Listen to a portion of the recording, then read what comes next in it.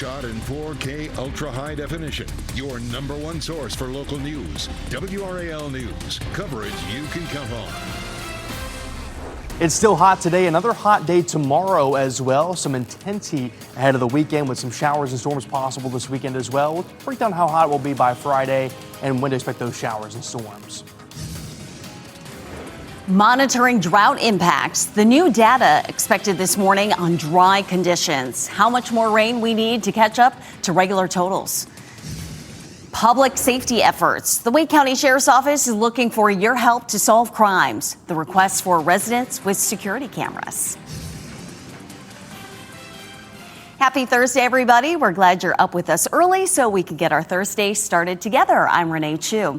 Let's check in with meteorologist Grant Skinner, who is in for Elizabeth today. As you said, another hot day, but we'll likely not see as many showers as we have in the past. That's right. We had a good chance for showers and storms yesterday, and we saw that by the afternoon into the evening. Some good totals and some more spots, and we'll take a closer look at that coming up in a little bit. Some hail in some spots as well, so we'll show you some photos. High pressure, though, is building over the area, so it'll keep us hotter the next couple of days. Just a few isolated storms today and tomorrow. A better rain chance, though, by this weekend. Here's a view from the gardens this morning. It's very quiet out there. Just a mild and humid start to the day. We're at 75 in Raleigh, 77 in Fayetteville, 75 South Hill, 72 in Roxborough with dew points in the low to mid 70s. So definitely is a little bit humid out there. Be prepared for that and for some more heat this afternoon. The heat will be a little bit worse than yesterday, but still not intense across the area. A couple of spots are under a heat advisory. I'll let you know who's under that heat advisory, and then also when we'll see more storms this weekend. That's coming up.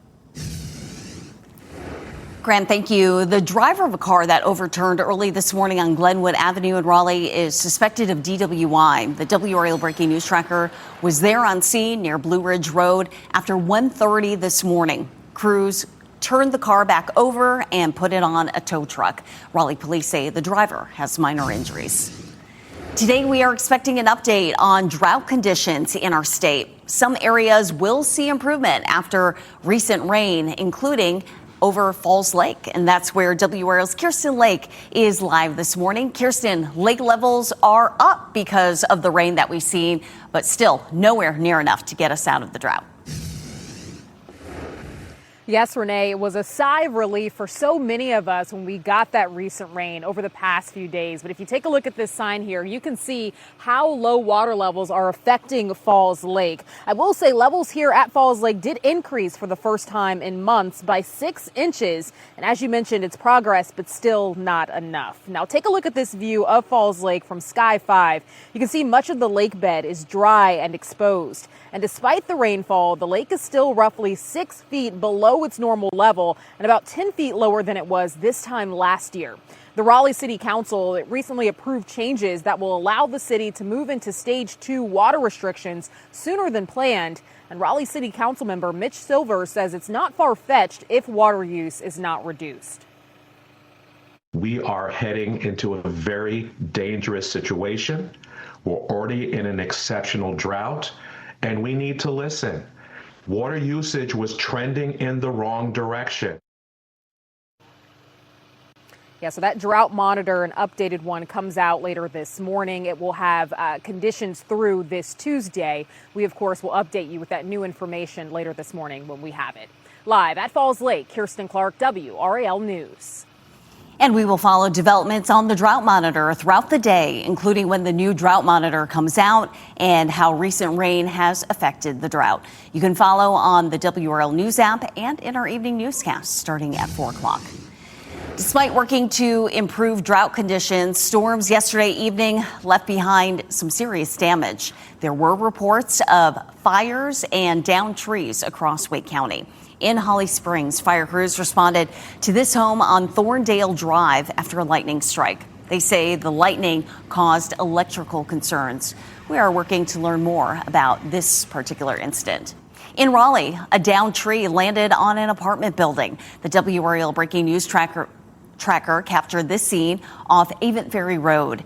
You can see the area taped off, a unit there with the roof caved in.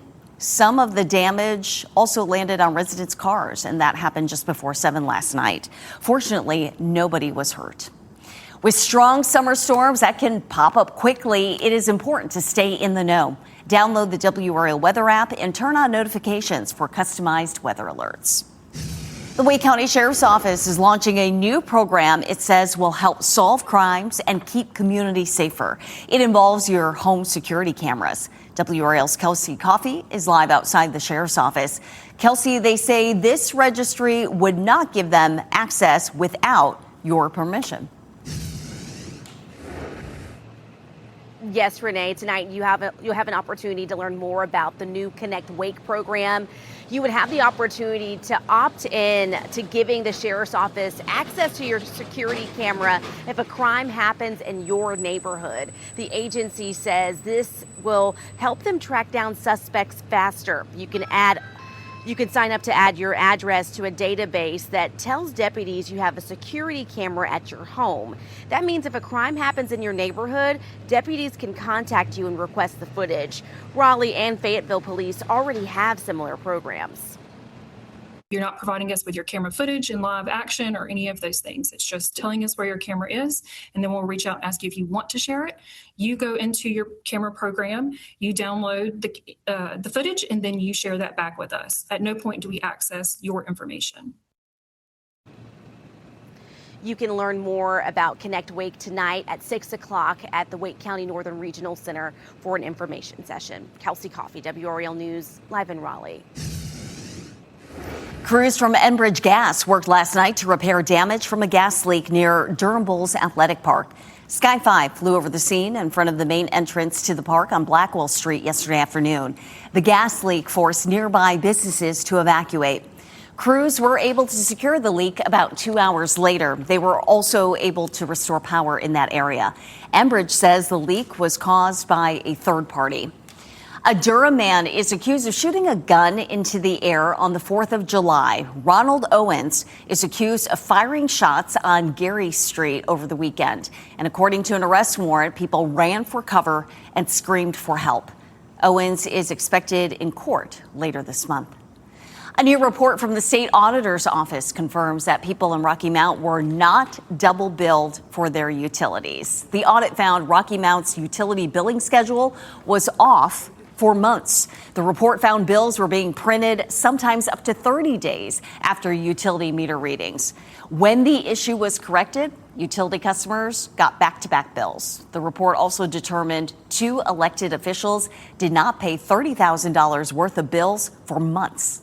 Those bills were paid, but they were only paid after a draft of our audit report hit the desk of the city manager in Rocky Mount. So, we're here to hold government accountable at all levels. That's an example of accountability.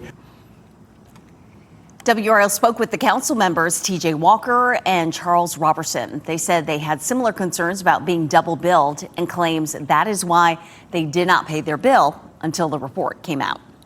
The woman charged in connection with the July 4th apartment fire that killed a child remains in custody after her first court appearance.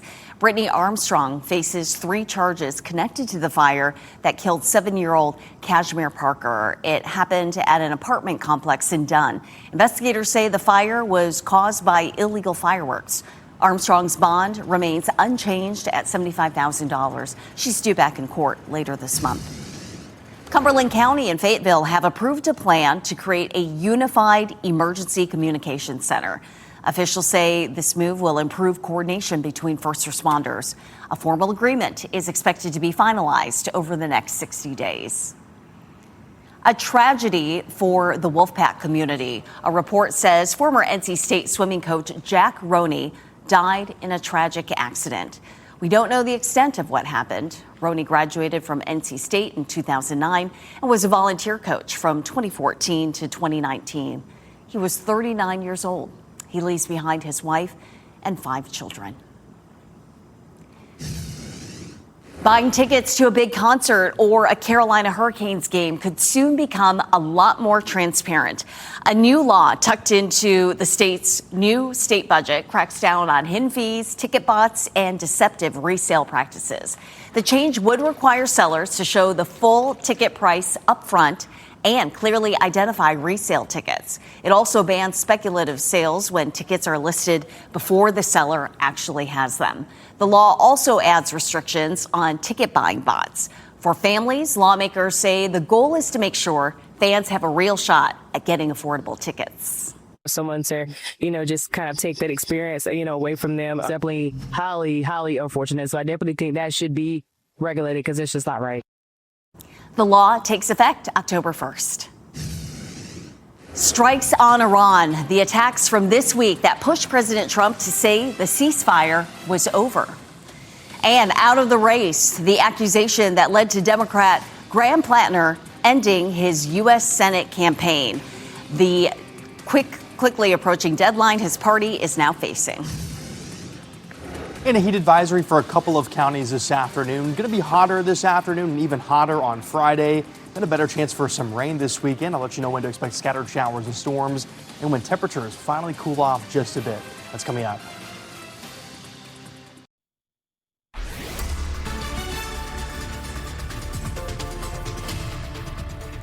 It's 4:44 on this Thursday morning. It's a mild start to the day. Temperatures in the low to mid 70s. Some scatter clouds for some spots. Otherwise, clear skies. 77 in Fayetteville. Southern Pines at 75 degrees. Goldsboro, you're at 76. Rocky Mount is at 75 degrees this morning. At the beaches, a high risk for rip currents for a couple of spots there. So please be very careful. Watch those local beach flags.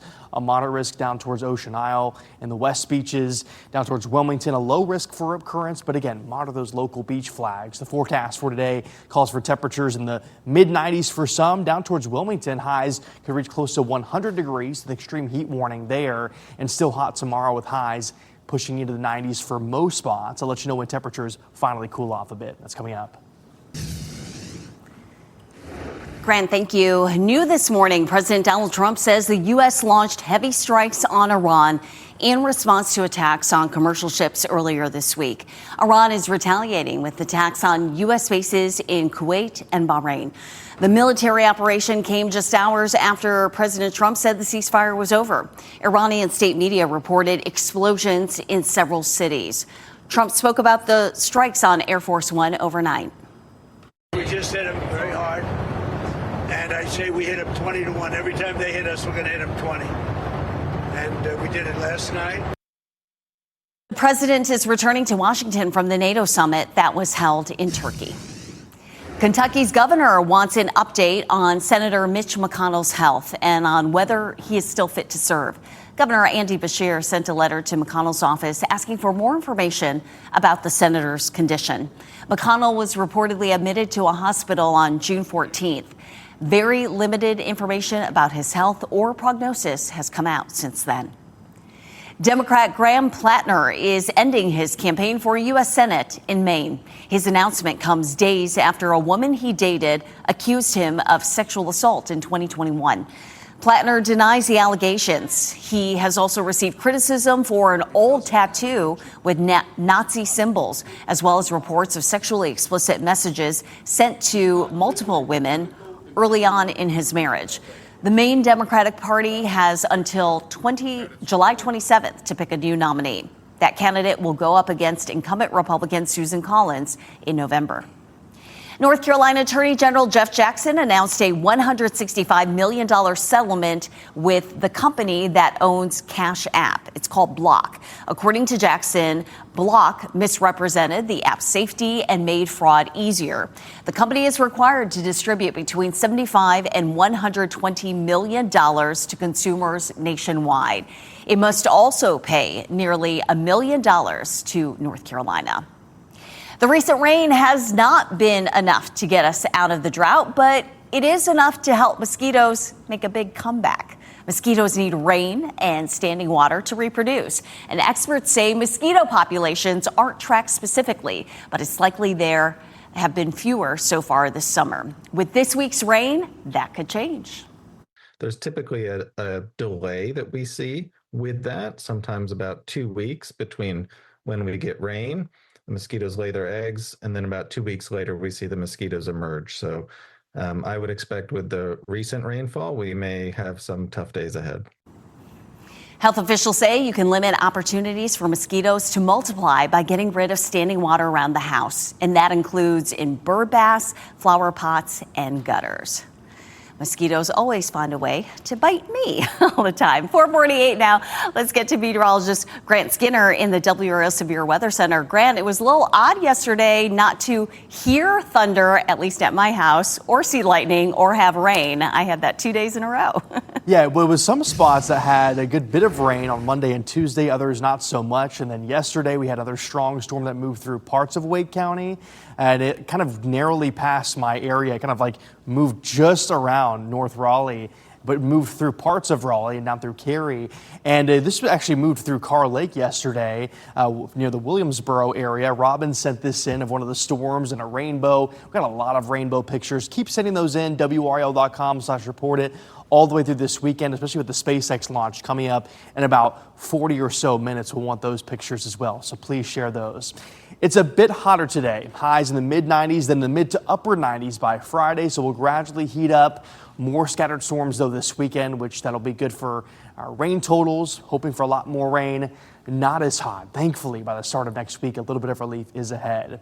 Temperatures are in the 70s this morning, so again, it is a mild start this afternoon. Still going to be hot.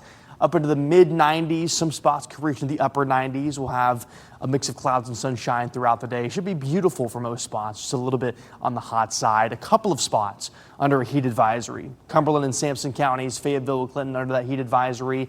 Peak heat index around 105. Even spots not in the heat advisory will still be hot, just not intense heat. Then we're hotter tomorrow, so watch for a possible weather alert day tomorrow. Going to keep watching those numbers. By Saturday and Sunday, temperatures finally cool off with some better rain chances. I can't wait for some 80s. It's going to feel a lot more comfortable to start next week. Mid to upper 80s into Sunday and Monday. We're in the low to mid 90s by Wednesday of next week, so we'll gradually heat back up. But thankful for some better rain chances and then finally some slightly cooler temperatures to start next week. Cannot wait to be back in the 80s for highs. Grant, thank you. New films and awards, a sci-fi trilogy coming to an end, and an actor gets the honor of a lifetime. That's ahead in the Hollywood Minute.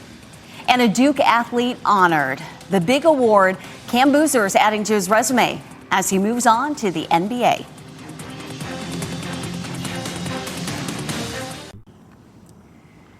A first look at part 3 of the Dune saga. Plus, a veteran actor receives a Lifetime Achievement Award. Here's David Daniel with today's Hollywood Minute. The future has a way of talking to me. I can't see what's ahead.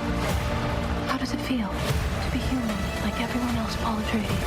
The official trailer is out for Dune Part 3, the conclusion of the science fiction trilogy starring Timothée Chalamet and Zendaya from director Denis Villeneuve arrives in IMAX and other theaters December 18th. I was like, I feel good. I feel cool right now until... Moana star Dwayne Johnson is jumping into his next project. He's set to produce and star in Freebird, about a Las Vegas stuntman who conceals his diagnosis of dementia so he can make one last jump.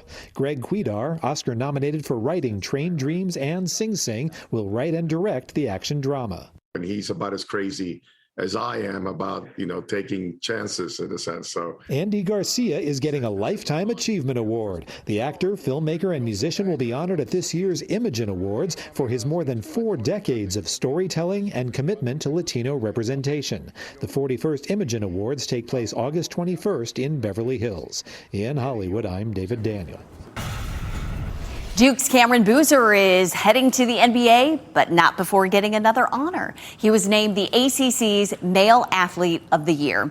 Boozer led Duke in scoring, rebounding, and assists as part of a Blue Devils team that went 35-3 last season. He was a consensus National Player of the Year and a first-team All-American. He also set Duke's freshman records for rebounds and free throws made. The Canes' names are on the Stanley Cup. The team's social media account shared this photo of the cup last night, and you'll notice something interesting. So the first 2 lines are all Dundons. Well, owner Tom Dundon, but his wife and 5 children all have their names engraved on the cup as well.